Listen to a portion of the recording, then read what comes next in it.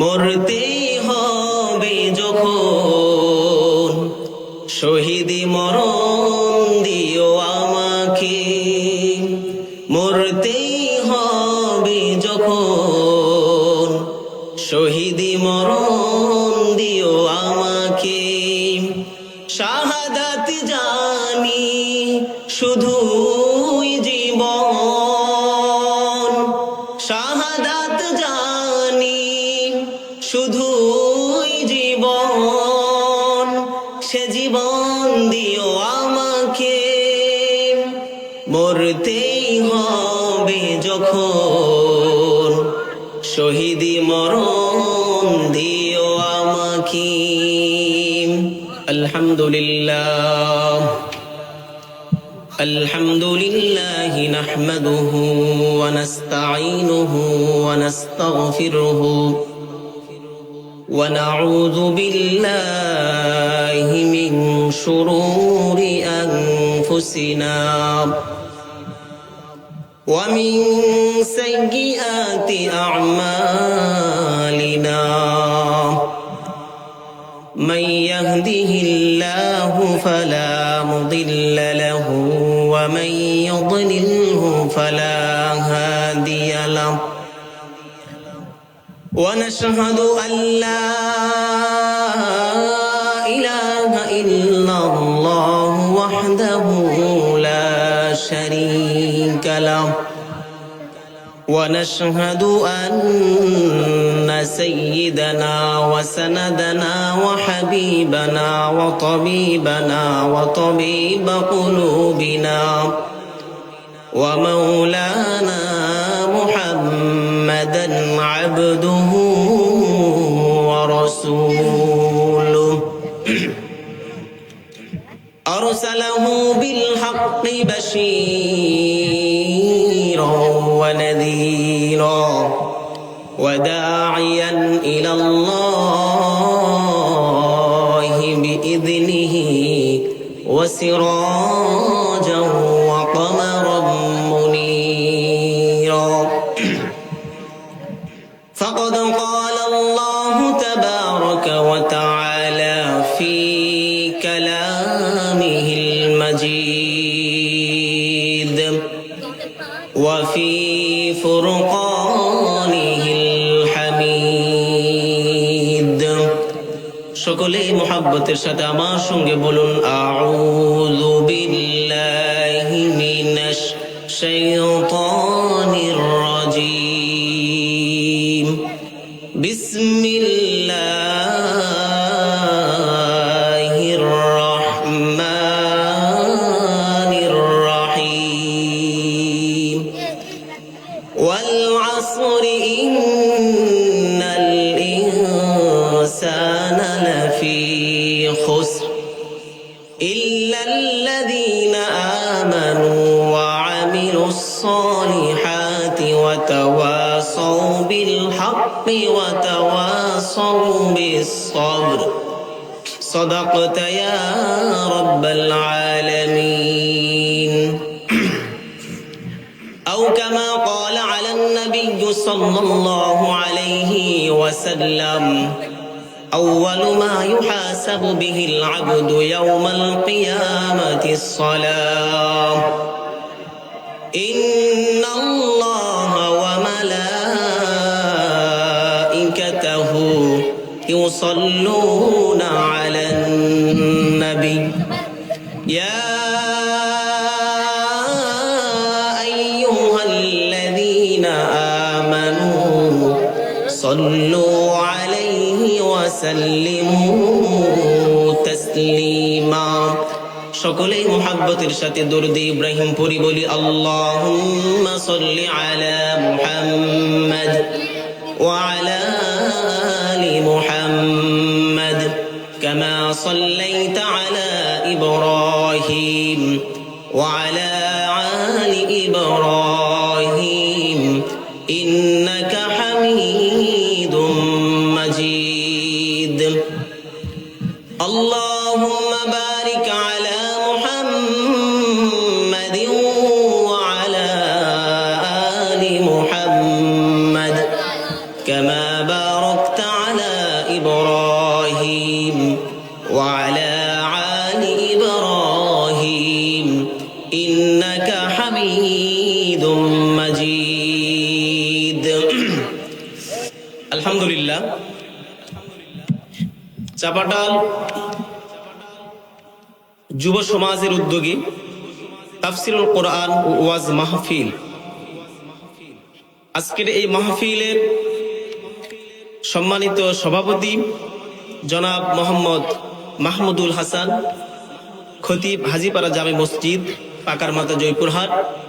আমরা হযরতের জন্য দোয়া করি, আল্লাহুম্মা গফিরহু ওয়ারহামহু ওয়া আতাল্লাহু উমরাহ ওয়া বারাকাল্লাহু ফি হায়াতি।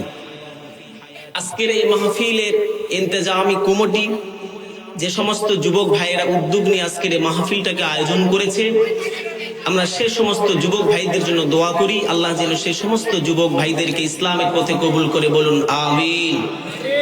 এই গোটা চাপাডালের সকল যুবক ভাইদেরকে যেন আল্লাহ ইসলামের মুজাহিদ হিসাবে কবুল করে, বলুন আমিন। এই মাহফিলটাকে সম্পন্ন করার জন্য যে সমস্ত ভাই এবং বোনেরা অর্থ দিয়ে, শ্রম দিয়ে সাহায্য সহযোগিতা করেছে, আল্লাহ তাআলা সকলের দান এবং সাহায্য সহযোগিতাগুলোকে কবুল করুক, বলুন আমিন। মুআজ্জাজ হাজিরিন, আমরা সর্ব অবস্থায় সব সময়ের জন্য শুকরিয়া আদায় করব কার? বলেন তো কার করব? আপনারা কি সমস্যা হচ্ছে আপনাদের কারো? কথা জোরে বলেন। আমরা শুকরিয়া আদায় করব কার? সুখে দুঃখে, সচ্ছলতায় অসচ্ছলতা অবস্থায়, সর্ব অবস্থায় আমরা শুকরিয়া আদায় করব যিনি, তার কার? বলেন জোরে বলেন কার? আল্লাহ রাব্বুল আলামিন কোরআনুল কারীমের মধ্যে জানিয়েছেন, আমার যদি কোনো বান্দা আমার দেওয়া নিয়ামত পেয়ে শুকরিয়া আদায় করে, তাহলে আমি আল্লাহ তার নিয়ামতকে বহুগুণে বাড়িয়ে দেই, বলুন সুবহানাল্লাহ। আর যে সমস্ত বান্দা এবং বান্দিরা আমার নিয়ামত পেয়ে শুকরিয়া আদায় করে না, আমি আল্লাহ তাদের কাছ থেকে যা নিয়ামত দিয়েছি সব নিয়ামতগুলো ছিনিয়ে নেই, বলুন নাউজুবিল্লাহ। এই জন্য আল্লাহ রাব্বুল আলামিনের শুকরিয়া আদায় করা দরকার আছে না নাই? আছে। মুআজ্জাজ হাজিরিন, আপনাদের সামনে কোরআনুল কারীম থেকে আমি ছোট্ট একটি সূরা তেলাওয়াত করেছি। সংক্ষিপ্ত সময়ে একটি সূরার উপর আমরা আলোচনা করব ইনশাআল্লাহ। যে সূরাটি তেলাওয়াত করেছি, এই সূরাটি কোরআনুল কারীমের 103 নম্বর সূরা। কত নাম্বার? 103 নম্বর সূরা। এই সূরার আয়াত সংখ্যা মাত্র 3টি। কয়টি? মাত্র 3টি। এই সূরাটির নাম হচ্ছে সূরাতুল আসর। সূরাতুল আসর। এই সূরার মধ্যে আল্লাহ রাব্বুল আলামিন 4টে গুণের বৈশিষ্ট্য তুলে ধরেছেন। ইমাম শাফি রহমতুল্লাহি আলাইহি বলেন, যদি কোনো বান্দা এই সূরা আসর নিয়ে গবেষণা করে, তার হেদায়েতের জন্য এই একটি সূরাই যথেষ্ট, বলুন সুবহানাল্লাহ। একটি সূরাই তার জন্য কি যথেষ্ট। এই সূরার মধ্যে আল্লাহ সুবহানাহু ওয়া তাআলা কি বলেছেন, চলুন আমরা সূরাটি তেলাওয়াত করি এবং ধীরে ধীরে আমরা পয়েন্ট আকারে ব্যাখ্যা করব ইনশাআল্লাহ। আল্লাহ রাব্বুল আলামিন এই সূরার মধ্যে প্রথম আয়াত ওয়াল আসর, সকলে বলুন ওয়াল আসর। আসর শব্দের অর্থ হচ্ছে সময়। কি? সময়। আল্লাহ রাব্বুল আলামিন প্রথম আয়াতে বলেছেন যে ওয়াল আসর, সময়ের কসম। কিসের কসম? সময়ের কসম। আল্লাহ রাব্বুল আলামিন যে সময়ের কসম করেছেন, প্রত্যেকটা মানুষের জন্য সময় তাহলে কতটা গুরুত্বপূর্ণ? কম না বেশি? মানুষের জন্য সময়ের গুরুত্ব কম না বেশি? বেশি। সময় যদি থাকে তাহলে আপনি দুনিয়াতে থাকতে পারবেন, আর সময় যদি না থাকে আপনি দুনিয়াতে কি থাকতে পারবেন? পারবেন না। মুআজ্জাজ হাজিরিন, আল্লাহ রাব্বুল আলামিন বলেছেন ওয়াল আসর, সময়ের কসম, পৃথিবীর সকল মানুষ ক্ষতিগ্রস্ত। পৃথিবীর সকল মানুষ ক্ষতিগ্রস্ত।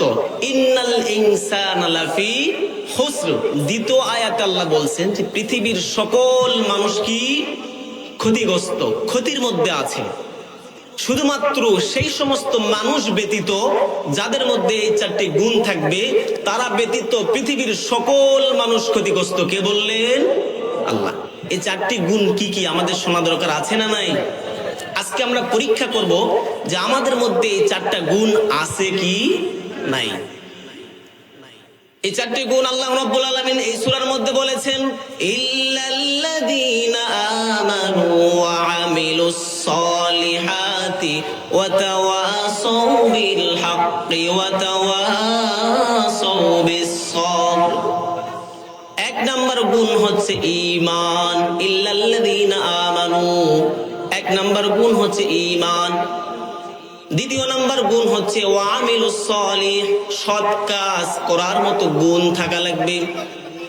ওয়া তাওয়াসাউ বিল হক, 3 নাম্বার হচ্ছে সৎ কাজের আদেশ এবং অসৎ কাজের নিষেধ করার মতো যোগ্যতা থাকা লাগবে। 4 নাম্বার ওয়া তাওয়াসাউ বিস সবর, দুঃখে সুখে সর্ব অবস্থায় ধৈর্য ধারণ করার মতো সক্ষমতা থাকা লাগবে। কয়টা? 4টা। এই 4টা গুণ যাদের মধ্যে থাকবে, আল্লাহ বলছে তারা ব্যতীত পৃথিবীর সকল মানুষ কি ক্ষতিগ্রস্ত। আল্লাহ সময়ের কসম খেয়ে বলেছেন। আল্লাহর কসমটা কি যেন তেন কোনো কসম? কথা বলেন, আপনার আর আমার মতো কসম। সত্য বললেও বলি আল্লাহর কসম, মিথ্যা বললেও বলি কসম। আপনার আর আমার মতো কি আল্লাহর কসম এক হবে? এক হবে। তাহলে 1 নম্বর গুণ কি? ঈমান। চলুন আমরা ঈমান সম্পর্কে কিছু আলোচনা করি। ঈমান শব্দের অর্থ হচ্ছে বিশ্বাস করা। আল্লাহর পক্ষ থেকে রসুলের উপর যে ওহী নাজিল হয়েছে, যে কোরআন নামক গ্রন্থের মাধ্যমে যে ওহী নাজিল হয়েছে, এই সব কিছু বিষয়ে অন্তর দিয়ে মুখে সবকিছু দিয়ে বিশ্বাস করার নামই হচ্ছে ঈমান। সবকিছুর নাম বিশ্বাস করার নাম কি? ঈমান। ঈমানের স্তম্ভ খুঁটি 6টি। কয়টি? ঈমানের স্তম্ভ খুঁটি। খুঁটি ছাড়া কি এই সাইমানো থাকতে পারবে? বলেন। ঈমান থাকতে গেলে ঈমানের 6টা খুঁটি আছে, যে খুঁটিগুলো খুবই মজবুত আকারে হতে হবে। 1 নাম্বার আমানতু বিল্লাহ, খুঁটি নাম্বার 1 আমানতু বিল্লাহ, এক আল্লাহর প্রতি বিশ্বাস। আল্লাহ কয়জন বলেন তো? এতে কোনো সন্দেহ আছে? 1 নাম্বার বিশ্বাস হচ্ছে আল্লাহর প্রতি বিশ্বাস। 2 নাম্বার হচ্ছে ফেরেশতাদের প্রতি বিশ্বাস, ওয়া মালাইকাতিহি। 3 নাম্বার হচ্ছে ওয়া কুতুবিহি, আল্লাহর পক্ষ থেকে আসমানি যতগুলো কিতাব পৃথিবীতে এসেছে সবগুলো আল্লাহর পক্ষ থেকে এসেছে, এটাকে বিশ্বাস করা। এটাকে কি করা? বিশ্বাস করা। ওয়া মালাইকাতিহি ওয়া কুতুবিহি ওয়া রুসুলিহি, আদম আলাইহিস সালাম থেকে নিয়ে মুহাম্মদ সাল্লাল্লাহু আলাইহি ওয়াসাল্লাম পর্যন্ত যত নবী রাসূল পৃথিবীতে এসেছে সবগুলো আল্লাহর পাঠানো বান্দা এবং রাসূল। এটা কি করা? বিশ্বাস করা। ওয়াল ইয়াউমিল আখির, পরকাল জিন্দেগীর প্রতি বিশ্বাস করা। ওয়াল কদরি খাইরিহি, নিজের তাকদীরের প্রতি বিশ্বাস। এই 6টা খুঁটির মধ্যে যদি আপনার কোনো রকমের সন্দেহ থাকে, তাহলে আপনার মধ্যে ঈমানের ঝামেলা আছে। আর এই 6টা খুঁটির মধ্যে যদি প্রত্যেকটা খুঁটি আপনার শক্তিশালী হয়, তাহলে আপনার ঈমান হবে মজবুত। আবু হুরায়রা রাদিয়াল্লাহু তাআলা আনহু থেকে বর্ণিত, ঈমানের শাখা প্রশাখা 70-এরও বেশি। 70-এরও বেশি। প্রত্যেকটা যুগে যুগে আল্লাহ রাব্বুল আলামিন কোন না কোন ব্যক্তির থেকে ঈমানের পরীক্ষা নিয়েছেন। হয়তোবা কোনো মহিলার থেকে আল্লাহ ঈমানের পরীক্ষা নিয়েছেন, নাহলে কোনো পুরুষের থেকে আল্লাহ ঈমানের পরীক্ষা নিয়েছেন। একজন ঈমানের পরীক্ষা নিয়েছেন এইরকম একজন মহিয়সী নারী হচ্ছে হযরতে আসিয়া। নাম শুনছেন না? ফেরাউনের বউ, ফেরাউনের স্ত্রীর নাম কি? আসিয়া। আজ থেকে হাজার হাজার বছর আগে এই পৃথিবীতে আল্লাহর একজন দুশমন ছিল, শত্রু ছিল, যার নাম হচ্ছে রমসিস সানি, অর্থাৎ মিশরের 2য় শাসক, যার নাম হচ্ছে ফেরাউন। এ নিজেকে কি বলেছিল? আল্লাহ বলে ঘোষণা দিয়েছিল রাজ্যের মধ্যে। ফেরাউন তার রাজ্যের মধ্যে নিজেকে আল্লাহ বলে কি দিয়েছিল? ঘোষণা দিয়েছিল, রব বলে ঘোষণা দিয়েছিল। যারা তাকে রব বলে মেনে নিয়েছে তাদেরকে সে ছেড়ে দিয়েছে, আর যারা তাকে রব বলে মানে নাই তাকে তারা হত্যা করে ফেলছে। তার ঘরের মধ্যেই আল্লাহ রাব্বুল আলামিনের একজন মহিয়সী নারী প্রকৃত বান্দি ছিল, যার নাম ছিল হযরতে আসিয়া। ফেরাউন যখন তার রাজ্যের মধ্যে ঘোষণা দিল, আমার রাজ্যের মধ্যে আমি হচ্ছি রব, আমাকে বাদ দিয়ে যদি তোমরা অন্য কোনো রবের প্রতি বিশ্বাস করো তাহলে তোমাদেরকে হত্যা করা হবে। ফেরাউন তার রাজ্যের মধ্যে ঘোষণা দিয়ে দিল, আমি সবকিছুর মালিক। সবাই এগুলো বিশ্বাস করেছে, সবাই ফেরাউনকে রব বলে মেনে নিয়েছে। কিন্তু তার ঘরের মধ্যে তার স্ত্রী তাকে রব বলে মানতে পারে নাই। ফেরাউনের বউ এবং ফেরাউনের অর্থমন্ত্রীর বউ, এই দুইজন মহিলা ফেরাউনকে বাদ দিয়ে মূসা আলাইহিস সালাতু ওয়াস সালামের প্রতি ঈমান এনেছিল, আল্লাহর প্রতি ঈমান এনেছিল। এই সংবাদটা যখন ফেরাউনের কানে চলে গেল, ফেরাউন জানতে পারলো তার ঘরের স্ত্রী তার প্রতি ঈমান আনে নাই, তার ঘরের স্ত্রী তাকে রব বলে মানে না, এবং তার অর্থমন্ত্রীর বউ তাকে রব বলে মানে না। এই খবরটা যখন ফেরাউনের কানে চলে গেল, ফেরাউন এবং সৈন্য দিয়ে তাদের দুইজনকে ডেকে পাঠালো। ফেরাউন বলল, ডাকো ডাকো আমার স্ত্রী আসিয়াকে ডাকো, এবং অর্থমন্ত্রীর বউ তাকেও তোমরা আমার সামনে এনে হাজির করো। ফেরাউন যখন এই নির্দেশনা দিল, এই নির্দেশনা পাওয়া মাত্রই তার সৈন্যরা তার স্ত্রী আসিয়া এবং অর্থমন্ত্রীর বউ এই দুইজন মহিলাকে তার সামনে হাজির করলো। এবার ফেরাউন অর্থমন্ত্রীর বউকে ডাক দিয়ে বলল, আমি তো মনে করেছিলাম তুমি অনেক ভালো একজন মহিলা, কিন্তু তুমি ভিতরে ভিতরে যে এত বড় নাফরমানি করেছো এটা তো আমি জানতাম না। তুমি নাকি আমাকে রব বলে মানো না। অর্থমন্ত্রী বলল, না না, আমি কেন আপনাকে রব বলে মানবো? আমার রব যিনি তিনি কে? আল্লাহ। আমি এক এবং অদ্বিতীয় আল্লাহকে রব বলে মানি, তোমাকে তো আমি রব বলে মানতে পারবো না। এবার ফেরাউনের মাথায় গেল গরম হয়ে। অর্থমন্ত্রীর বইয়ের কোলে ছিল একটা শিশু সন্তান, দুধের একটা সন্তান ছিল। কোনোভাবে যখন অর্থমন্ত্রী বউকে রাজি করাতে পারলো না, এবার ফেরাউন তার সৈন্যদেরকে ডাক দিয়ে বলল, একটা কড়াই নিয়ে আসো, একটা চোখা খনন করো, একটা কড়াই আনো, চোখার উপরে কড়াই দিয়ে সেখানে তোমরা তেল গরম করো। খুব মনোযোগ সহকারে শুনেন।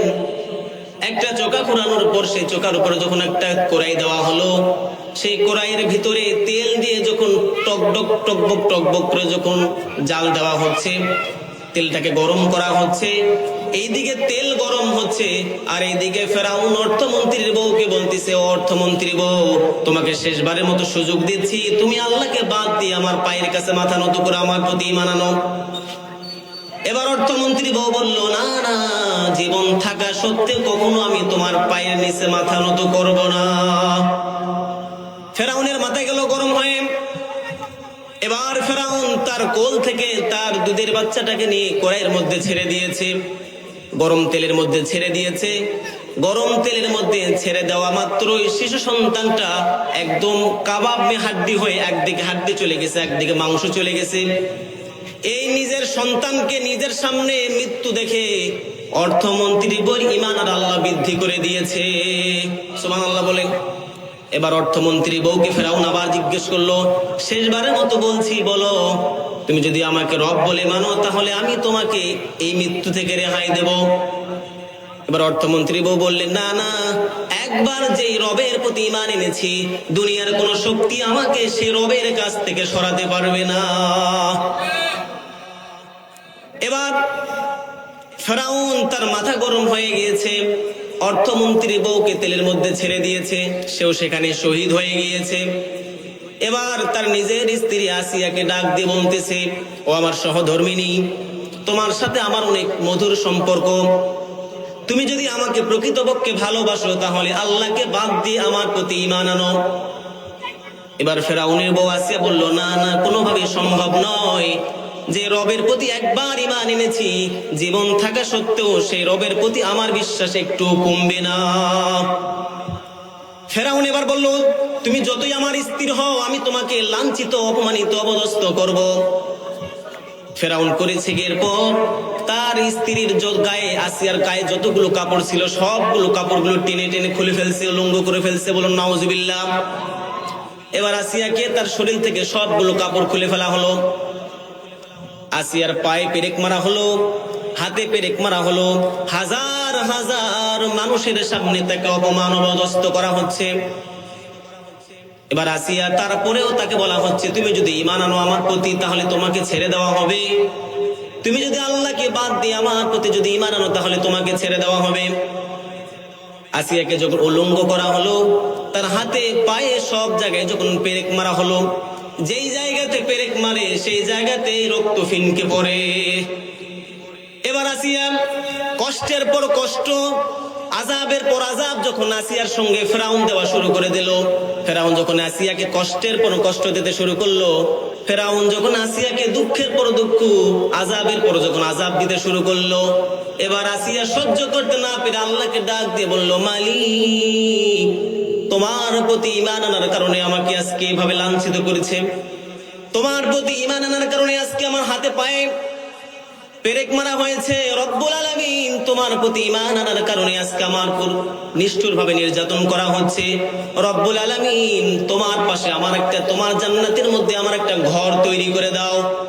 এই আসিয়ার ঘটনা রব্বুল আলামিন কোরআনে নোট করে জানিয়ে দিয়েছেন, ইয ক্বালাত রাব্বি বিনি লি ইনদাকা বাইতান ফিল জান্নাতি ওয়া নাজ্জিনি মিন ফিরআউনা ওয়া আমালিহি ওয়া নাজ্জিনি মিনাল কওমিয যালিমিন। আল্লাহু আকবার। আসিয়া আল্লাহকে ডাক দিয়ে বলল, মালিক, আমি তোমার উপর ঈমান আনার কারণে আমার প্রতি অনেক নির্যাতন জুলুম করা হচ্ছে। আল্লাহ, আমাকে তুমি ফেরাউনের হাত থেকে রক্ষা করো, এই জালিম শাসকের হাত থেকে তুমি আমাকে রক্ষা করো। এবার আল্লাহ আসিয়ার এই দোয়া কবুল করেন। জিবরাইল আমিনকে ডাক দিয়ে বলল, জিবরাইল, তাড়াতাড়ি যা যা যা, আমার জান্নাতটা আসিয়ার সামনে তুলে ধর, আমার আসিয়া আমার জান্নাত দেখতে দেখতে আমার কাছে চলে আসবে। বলুন সুবহানাল্লাহ। এভাবে এরপরে ফেরাউন আসিয়াকে গরম তেলের মধ্যে ফেলে দিয়েছে, আসিয়াও শহীদ হয়ে গিয়েছে। ইমানের পরীক্ষা দিয়েছিলেন হযরতে সুমাইয়া রাদিয়াল্লাহু তাআলা আনহা, ইমানের পরীক্ষা দিয়েছিলেন হযরতে বেলাল রাদিয়াল্লাহু তাআলা আনহু। আমাদের প্রত্যেককেই মরতে হবে, আমাদের মৃত্যু যেন শাহাদাতের মৃত্যু হয়, এইরকম আমাদের অন্তরের মধ্যে তামান্না থাকা দরকার, আছে না নাই? বলুন, আছে না নাই? মৃত্যু তো আমাদের একদিন হবেই নাকি? এই যে কিছুদিন আগে আমাদের বাংলাদেশের একজন বীর পুরুষ হাদি, তাকে গুলি করে হত্যা করা হয়েছে, তাকে শহীদ হয়ে গিয়েছে। আমাদের সকল মুসলমানদের অন্তরের মধ্যে শহীদ হওয়ার তামান্না থাকা দরকার, আছে না নাই? মরতে হবে যখন শহীদি মরণ দিও আমাকে, মরতেই হবে যখন শহীদি মরণ দিও আমাকে। শাহাদাত জানি শুধুই জীবন, শাহাদাত জানি শুধুই জীবন, সে জীবন দিও আমাকে। মরতেই হবে যখন শহীদি মরণ দিও আমাকে। মরণেও সুখ আমি পাবো জানি শাহাদাতে, হিসাব নিকেশ হতে ত্রাণ আছে জানি শাহাদাতে। মরণেও সুখ আমি পাবো জানি শাহাদাতে, হিসাব নিকেশ হতে ত্রাণ আছে জানি শাহাদাতে। তাই মিনতি তোমার কাছে, হাজার শাহাদাত দিও আমাকে। মরতেই হবে যখন শহীদি মরণ দিও আমাকে, মরতেই হবে যখন শহীদি মরণ দিও আমাকে। বলুন আমিন। আল্লাহ রাব্বুল আলামিন যেন আমাদেরকে শহীদের কাতারে দাঁড় করায়, বলুন আমিন। তাহলে এক নাম্বার গুণ হলো, চারটি গুণের মধ্যে এক নাম্বার গুণ হচ্ছে কি বলেন তো? মনে আছে? এক নাম্বার গুণ থাকা দরকার কি? ঈমান। দ্বিতীয় নাম্বার গুণ আমিলুস সালিহ। আমিলুস সালিহ বলতে কি বোঝায়? আমিলুস সালিহ বলতে নামাজ, রোজা, হজ, যাকাত, দান, সদকা, বাবা মার সাথে সদাচরণ, মানুষের সাথে সদাচরণ, এই যে ভালো কাজগুলো আছে ইসলামের মধ্যে, এই ভালো কাজগুলোকে বলা হয় কি? আমিলুস সালিহ।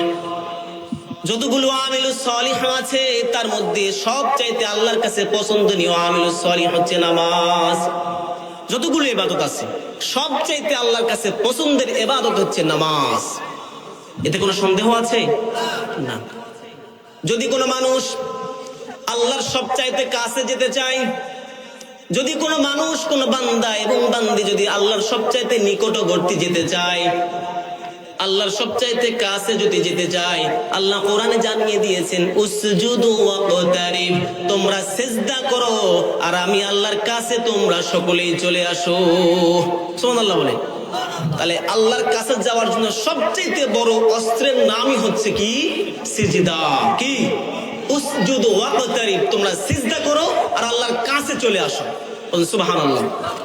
রাসূল আরবি সাল্লাল্লাহু আলাইহি ওয়াসাল্লাম বলেছেন আকরাবু মা ইয়াকুনুল আবদু মির রাব্বিহি ওয়া হুয়া সাজিদ, যখন কোন বান্দা আল্লাহর কাছে সিজদা করে, সিজদা করা মাত্রই আল্লাহ আর বান্দার মধ্যে কোনো রকমের হিজাব থাকে না। সুবহানাল্লাহ বলেন। বান্দা যখন সিজদা দেয়, বান্দা সিজদা দেওয়া মাত্রই আল্লাহ আর বান্দার মধ্যে কোনো রকম পর্দা থাকে না। বান্দা তুমি যা চাবা আল্লাহ তাকে তোমাকে সাথে সাথে আল্লাহ দিয়ে দিবে। তুমি অসুস্থ, আল্লাহর কাছে সেবা চাও, তোমাকে সুস্থতা দিয়ে দিবে। সিজদায় গিয়ে তুমি ঋণগ্রস্তের মধ্যে পড়ে গেছো, আল্লাহর কাছে বলো রব্বুল আলামিন আমি ঋণগ্রস্তের মধ্যে পড়ে আছি, আল্লাহ দিয়ে দিবে।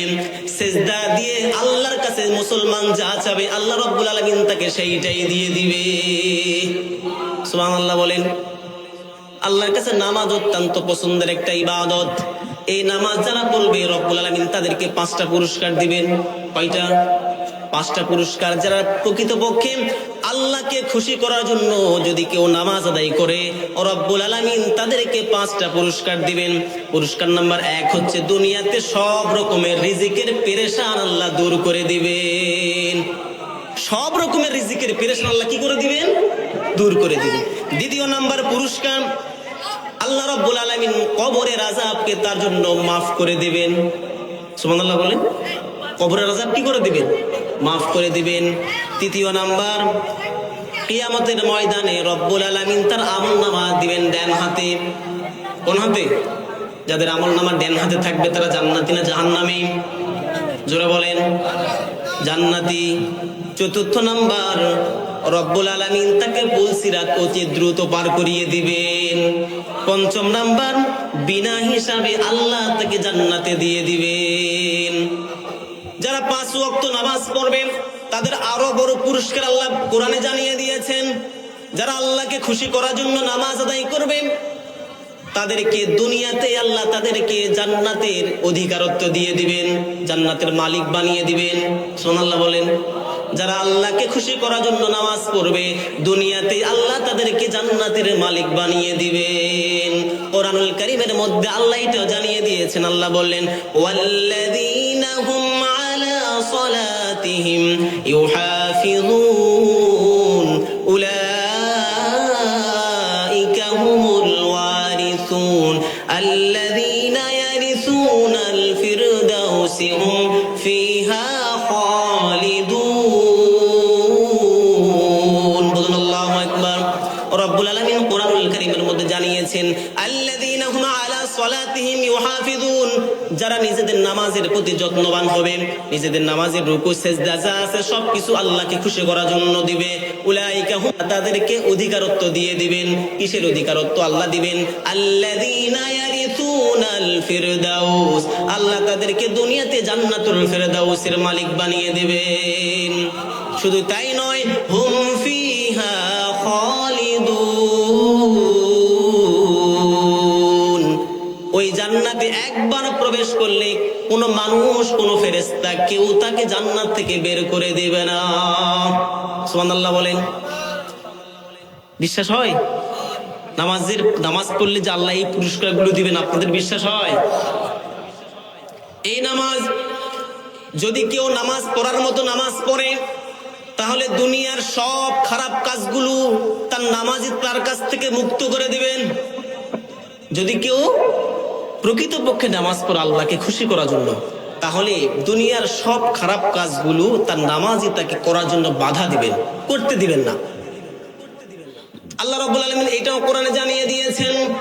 রব্বুল আলামিন বলেন, উতলু মা উহিয়া ইলাইকা মিনাল কিতাবি ওয়া আকিমিস সালাহ ইন্নাস সালাতা তানহা আনিল ফাহশাই ওয়াল মুনকার। রব্বুল আলামিন জানিয়েছেন, উতলু মা উহিয়া ইলাইকা মিনাল কিতাব, হে রাসূল আমি আপনার উপর যে কিতাব নাজিল করেছি এই কিতাবগুলো মানুষদেরকে পড়ে পড়ে শোনান। এবং আকিমিস সালাহ, আপনি নিজে সালাত কায়েম করুন। ইন্নাস সালাতা তানহা আনিল ফাহশাই ওয়াল মুনকার, নিশ্চয় নামাজ মানুষকে ফাহিশা খারাপ কাজ থেকে হেফাজত করে। তাহলে সমাজের মধ্যে এমন নামাজি আছে নামাজও পড়ে সুদ খায়, নাই? সমাজের মধ্যে এমন নামাজি আছে নামাজ পড়ে মিথ্যা কথা বলে, নাই? সমাজের মধ্যে এমন নামাজি আছে নামাজও পড়ে মানুষের আল কাটে, নাই? সমাজের মধ্যে এমন নামাজি আছে দাড়িওয়ালা আছে নামাজও পড়ায় কিন্তু জেনার কাজে লিপ্ত আছে, নাই? নাই? তাহলে আল্লাহ এই জায়গায় বললো ইন্নাস সালাতা তানহা আনিল ফাহশাই ওয়াল মুনকার, যদি কেউ নামাজ পড়ার মতো নামাজ পড়ে তাহলে তার নামাজই তাকে সব খারাপ কাজ থেকে হেফাজত করবে। তাহলে যেই সমস্ত নামাজিরা নামাজও পড়ে সুদও খায়, নামাজে পড়ে জেনাও করে, নামাজও পড়ে মিথ্যা বলে, তাহলে তাদের নামাজ আল্লাহর কাছে কবুল হয় কি হয় না বলেন? আল্লাহ তো এই জাত গ্যারান্টি দিছে, যারা নামাজ পড়বে তাদের নামাজে তাদেরকে খারাপ কাজ থেকে মুক্ত করবে। তারা নামাজে পড়ে খারাপ কাজও করে, তাহলে তাদের নামাজ আল্লাহর কাছে যায়? আপনি নিজে নিজেকে প্রশ্ন করেন, আপনার নামাজ কি অবস্থা, ভালো না খারাপ অবস্থা আছে বলেন? নিজে নিজেকে প্রশ্ন করেন, তাহলে আপনার উত্তর পেয়ে যাবেন। এরপরে রব্বুল আলামিন যে সমস্ত মানুষ নামাজ পড়বে না, যে সমস্ত মানুষ ইচ্ছাকৃতভাবে নামাজকে পরিত্যাগ করবে, নামাজকে বাদ দিয়ে দিবে, দুনিয়ার কাজে ব্যস্ত হয়ে নামাজকে পরিত্রাণ করবে, বাদ দিয়ে দিবে, আছে না? এমন মানুষ সব কাজ করতে রাজি আছে কিন্তু নামাজ পড়তে রাজি নাই, আছে না? দুনিয়ার সব কাজ করব, দান সদকা করব, হজ করব, যাকাত দিব, সব করব, কিন্তু ফজরের আজান দিলে ঘুম ভাঙবে না, নাই? অথচ কিয়ামতের ময়দানে আল্লাহ মানুষকে সর্বপ্রথম যেই কথাটা জিজ্ঞাসা করবেন সেটা রাসূল জানিয়েছেন, আউয়ালু মা ইউহাসাবু বিহিল আবদু ইয়াউমাল কিয়ামাতিস সালাহ, কিয়ামতের দিন সর্বপ্রথম মানুষকে আল্লাহ তাআলা যেটা জিজ্ঞাসা করবেন সেটা হচ্ছে নামাজের কথা। বান্দা তুমি কি নামাজ পড়েছো দুনিয়াতে? সে যদি বলে হ্যাঁ আল্লাহ আমি নামাজ পড়েছি, তাহলে যত দান সদকা আছে সবগুলো আল্লাহর কাছে কবুল হবে। রোজা রেখেছে, হজ করেছে, যাকাত দিয়েছে, সব আমিলুস সলিহ আল্লাহর কাছে কবুল হবে।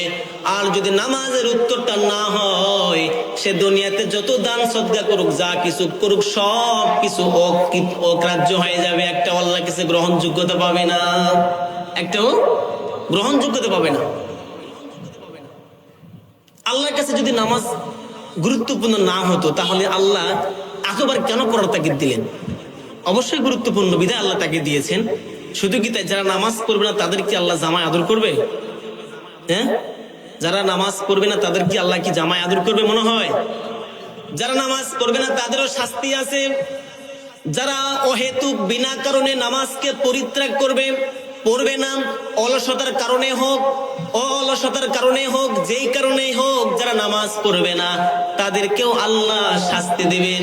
তাদের এক নাম্বার শাস্তি হচ্ছে দুনিয়াতে তাদের বিপদ আপদ দিয়ে তাদের জীবনটাকে আল্লাহ ধ্বংস করে দিবে। সে সুস্থ আছে, তার বউ অসুস্থ, সে সুস্থ আছে, তার সন্তান অসুস্থ, ঋণে জর্জরিত, দুনিয়ার সমস্ত বিপদ আপদ আল্লাহ তার কাঁধে চাপিয়ে দিবেন, এক নাম্বার। দ্বিতীয় নাম্বার, তার মৃত্যুর সময় অত্যন্ত ক্ষুধার্ত এবং পিপাসিত অবস্থায় তার মৃত্যুটা হবে। তৃতীয় নাম্বার, কবরের তাকে যখন রাখা হবে তাদের কবরের দুই পাশের মাটিটা তাকে কি দিবে? চাপ দিবে। এক পাশের হাড় আর এক পাশে নিয়ে যাবে, আর এক পাশের হাড় আর এক পাশে নিয়ে যাবে। চতুর্থ নাম্বার, আল্লাহ রাব্বুল আলামিন তার কবরে আগুন লাগিয়ে দিবে। পঞ্চম নাম্বার, কবরের মধ্যে আল্লাহ একটা ভয়ঙ্কর সাপ নিযুক্ত করে দিবে, যে সাপ ফজর কাজা করার কারণে জহর পর্যন্ত সবল দিতেই থাকবে, জহর কাজা করার কারণে জহর থেকে নিয়ে আসর পর্যন্ত দংশন করতেই থাকবে, আসর কাজা করার কারণে আসর থেকে মাগরিব পর্যন্ত দংশন করতেই থাকবে, মাগরিব কাজা করার কারণে মাগরিব থেকে নিয়ে এশা পর্যন্ত দংশন করতেই থাকবে, এশা কাজা করার কারণে এশা থেকে ফজর পর্যন্ত তাকে দংশন করতেই থাকবে। শাস্তিটা কি নরমাল না সহজ? সহজ না কঠিন? কথা বলেন। তাহলে নামাজ আমাদের জীবনে দরকার আছে না নাই? এরপরে তৃতীয় নাম্বারে, যেহেতু সময় খুবই সংক্ষিপ্ত, খুবই কম ভাবে আমি বলতেছি, অনেক লম্বা আলোচনা, এই জন্য প্রথমেই বলেছি সূরা আসরটাকে যে বুঝবে, সূরা আসর নিয়ে যারা গবেষণা করবে তাদের এই একটা সূরায় তাদের হেদায়েতের জন্য যথেষ্ট, একটা সূরা তার হেদায়েতের জন্য যথেষ্ট। এরবারে তৃতীয় নাম্বার যেটা গুণ থাকতে হবে, সৎ কাজের আদেশ এবং অসৎ কাজের নিষেধ। ওয়াতাওয়াসাউ বিল হাক্কি, সৎ কাজের আদেশ এবং অসৎ কাজের নিষেধ, এই যোগ্যতা আপনার মধ্যে থাকতে হবে। থাকা দরকার আছে না? নাকি পার্শ্বের দুইজন, আপনার বাড়ির পার্শ্বের দুই বাড়ি গন্ডগোল লাগছে, এখন মনে মনে চিন্তা করতেছেন ওরা যা করে করুক, আমার যাওয়ার প্রয়োজন নাই, ওরা যা করে করুক, আমার যাওয়ার কি কোনো প্রয়োজন নাই। আল্লাহ রাব্বুল আলামিন বলেছেন, তোমাদের মধ্যে শ্রেষ্ঠতম দল তারাই, তোমাদের মধ্যে উত্তম দল তারাই। কারাই? আল্লাহ জানিয়েছেন, কুনতুম খায়রা উম্মাতিন উখরিজাত লিন-নাসি তা'মুরুনা বিল মা'রুফ ওয়া তানহাউনা আনিল মুনকার। তোমাদের মধ্যে তারাই শ্রেষ্ঠ দল যারা মানুষকে সত্যের দিকে আহ্বান করে এবং খারাপ কাজ থেকে বিরত থাকার জন্য উপদেশ দেয়। তোমাদের মধ্যে তারাই শ্রেষ্ঠ দল। এখন আপনি কোন মানুষকে নামাজের জন্য গিয়েছেন, বললেন ভাই নামাজে আসেন, মসজিদে আসেন, এমনও ব্যক্তি সমাজে আছে, তোমরা তোমাদের নামাজ করো, আমাদের নামাজ লাগে না, নাই? তোমাদের কোরআনে নামাজ আছে, আমাদের নামাজ লাগবে না, আমাদের অমুক আমাদেরকে জাহান্নামে জান্নাতে নিয়ে যাবে, বলার লোক আছে? নামাজ পড়ে কি হবে, রাখেন, আল্লাহ আমাদেরকে এমনি দিবে, নামাজ কই পাইছেন? আজে বাজে বিভিন্ন প্রশ্ন করেন আমাদেরকে। অনেক লোক আছে অহেতুক প্রশ্ন করে, কে বলছে নামাজের কথা কোরআনে আছে, কে বলছে অমুকের কথা কোরআনে আছে, কে বলছে এইটা আছে সেইটা আছে, বলেন আমাদেরকে। যারা এই সমস্ত কথা বলে তাদের সাথে তর্ক করার জন্য আল্লাহ আমাদেরকে নির্দেশ দিয়েছেন। তো তোমরা যখন সৎ কাজের আদেশ অসৎ কাজে নিষেধ করতে যাবা, বিভিন্ন মানুষ বিভিন্ন রকমের কথাবার্তা তোমাদেরকে বলবে, তখন তোমরা কি করবে? তাদের সাথে তর্ক করবে না। এটা আল্লাহ কোরআনে জানিয়েছেন। আল্লাহ বললেন, ওয়া ইবাদুর রাহমানিল্লাযীনা ইয়ামশুনা আলাল আরদি হাওনা ওয়া ইযা খাতাবাহুমুল জাহিলুনা ক্বালু সালাম। তোমরা যখন সৎ কাজের আদেশ এবং অসৎ কাজের নিষেধ করতে যাবে, তোমাদেরকে বিভিন্ন মানুষ বিভিন্ন কথা বলবে, তোমরা কখনো অজ্ঞ এবং মূর্খদের সাথে কখনো তর্কে লিপ্ত হবে না। তোমাদেরকে যদি ইসলাম থেকে বিভিন্ন রকমের বিভ্রান্তকর কথা বলে, তোমরা বলবে ক্বালু সালাম, তোমরা তাদেরকে সালাম দিয়ে তাদের পাশ কেটে চলে যাবে। মূর্খদের সাথে তর্ক করার কোনো পথ আল্লাহ আমাদের জন্য রাখে নাই। তোমাদের উত্তম কথা হচ্ছে, তোমরা ইসলামের বাণী নিয়ে মানুষের কাছে যাবা, তারা যদি গ্রহণ করে বাস ভালো, যদি গ্রহণ না করে তাদের সাথে বিভিন্ন রকমের যুক্তি তর্ক এগুলো করার কোনো দরকার নাই। বলবা মানলে মানবে, না মানলে না মানবে, বাস এনাফ। কেউ কারো কবরে যাবে না। এরপরে চতুর্থ নাম্বার, সময় খুবই সংকীর্ণ। চতুর্থ নাম্বার, ওয়াতাওয়াসাউ বিল হাক্কি ওয়াতাওয়াসাউ বিস সবর। চতুর্থ নাম্বার যে গুণ থাকা দরকার সেটা হচ্ছে ধৈর্য। এটা কি? ধৈর্য। এই ধৈর্য এমন গুরুত্বপূর্ণ একটা জিনিস। আদম আলাইহিস সালাম থেকে মুহাম্মদ সাল্লাল্লাহু আলাইহি ওয়াসাল্লাম পর্যন্ত যত নবী রাসূল পৃথিবীতে এসেছে, সকল নবী রাসূলদের ধৈর্যের পরীক্ষা নিয়েছেন যিনি, তিনি কে? আল্লাহ। আল্লাহ প্রত্যেকটা নবী রাসূলদের ধৈর্যের পরীক্ষা নিয়েছেন। ছোট্ট একটা ইতিহাস বলে শেষ করে দেই। রসুলদের মধ্যে হযরত আইয়ুব আলাইহিস সালাতু ওয়াস সালামের নাম শুনছেন না আপনারা? আইয়ুব আলাইহিস সালাতু ওয়াস সালামের আল্লাহ ধৈর্যের পরীক্ষা নিয়েছেন। আইয়ুব আলাইহিস সালাতু ওয়াস সালাম, তার অনেক সম্পদ ছিল দুনিয়াতে, অনেক সন্তান ছিল, অনেক ক্ষমতা ছিল, অনেক কিছু ছিল। হযরত আইয়ুব আলাইহিস সালাতু ওয়াস সালামকে আল্লাহ রাব্বুল আলামিন করলেন যে আমি তাকে ধৈর্যের পরীক্ষা নিব। এই ধৈর্যের পরীক্ষা নেওয়ার জন্য রব্বুল আলামিন তাকে পশু পাখি সহ যত অর্থ সম্পদ দিয়েছিল সব অর্থ সম্পদগুলো তার কাছ থেকে কেড়ে নিয়েছিল। দ্বিতীয় নাম্বার, তাকে যতগুলো সন্তান দিয়েছিল সবগুলো সন্তান তার কাছ থেকে কেড়ে নিয়েছিল। তৃতীয় নাম্বার, আইয়ুব আলাইহিস সালাতু ওয়াস সালামকে ধৈর্যের পরীক্ষা নেওয়ার জন্য তাকে একটা রোগ দিয়েছিল। কি দিয়েছিল? একটা রোগ দিয়েছিল। এমন রোগ দিয়েছে, তার শরীরে এমন রোগ বাসা বেঁধেছে, শরীর ঘায়ে একদম পরিপূর্ণ হয়ে গিয়েছে, কোনো জায়গা বাদ নাই। হৃৎপিণ্ড এবং মুখের জিহ্বা, এই দুইটা জিনিস বাদে সব জায়গাতে ঘাও ছড়িয়ে পড়েছে। আইয়ুব আলাইহিস সালাতু ওয়াস সালামের প্রত্যেকটা শরীরের অঙ্গ প্রত্যঙ্গে ঘা দেখা দিয়েছে। আইয়ুব আলাইহিস সালাতু ওয়াস সালামের গোটা শরীরের মধ্যে যখন ঘা দেখা দিয়েছে, এবার আইয়ুব আলাইহিস সালাতু ওয়াস সালাম তার জিহ্বা পর্যন্ত যখন ঘা পুষে গিয়েছে, কোথায়? জিহ্বা, গোটা শরীর ঘা, একদম জর্জরিত। তাকে এই ঘা দেখে তার সম্প্রদায়ের লোকেরা তাকে তার জঙ্গলে রেখে এসেছে, তার আত্মীয় স্বজন সবাই তার কাছ থেকে দূরে সরে চলে গেছে, কেউ তার কাছে নাই। তার একমাত্র বিবি রহিমা, তার নাম কি নাম? রহিমা। এই রহিমাই শুধু তার কাছে ছিল, তাছাড়া সবাই তার কাছ থেকে সরে চলে গেছে, কেউ তার কাছে থাকে নাই। হযরত আইয়ুব আলাইহিস সালাতু ওয়াস সালামের গায়ে যখন ঘা দেখা দিল, ঘা দেখা দিতে দিতে তার জিহ্বা পর্যন্ত ঘা চলে গেছে। তার জিহ্বা পর্যন্ত যাওয়ার পরে তার কোনো অভিযোগ নাই, সে শুধু আল্লাহ রাব্বুল আলামিনকে ডাক দিয়ে বলেছেন, রব্বুল আলামিন, আমাকে তুমি এমন অসুস্থতা দিয়েছো, আমার কোনো অভিযোগ নাই, আমার শরীরে যে ঘা দিয়েছে, এই ঘা শরীরে বইতে বইতে জিহ্বা পর্যন্ত পৌঁছে গেছে। রব্বুল আলামিন, আমি তোমার নাম নিতে পারতেছি না আল্লাহ। আয় আল্লাহ, কিছু না হলেও তুমি আমার এই জিহ্বার অসুস্থতা থেকে তুমি আমাকে হেফাজত করো এবং তোমার নামটা যেন নিতে পারি, এই জন্য তুমি আমাকে পরিত্রাণ দাও। রব্বুল আলামিন, ও মালিক, জিহ্বার ঘায়ের কারণে আমি তোমার কাছে তোমার জিকির করতে পারতেছি না, তোমাকে ডাকতে পারতেছি না। আল্লাহ, তুমি আমার ঘা দিয়েছো, কোনো সমস্যা নাই। রব্বুল আলামিন, তুমি আমার ঘাটাকে সুস্থ করে দাও। আইয়ুব আলাইহিস সালামের এই আর্তনাদ দেখে আল্লাহ রাব্বুল আলামিনের আরশে আযমে জোশ লেগে গেছে। এবার আল্লাহ রাব্বুল আলামিন কোরআনুল কারীমের মধ্যে এটা জানিয়ে দিয়েছেন, ওয়া আইয়ুবা ইয নাদা রাব্বাহু আন্নী মাসসানিয়াদ-দুররু ওয়া আনতা আরহামুর রাহিমিন। আইয়ুব আলাইহিস সালাতু ওয়াস সালামের দোয়া আল্লাহ রাব্বুল আলামিন কবুল করেছেন।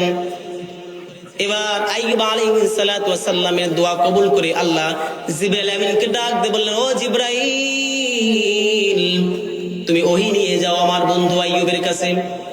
আল্লাহ এটা কোরআনে জানিয়ে দিয়েছেন, উরকুদু বিরিজলিকা হাদা মুগতাসালুম বারিদুন ওয়া শারাব।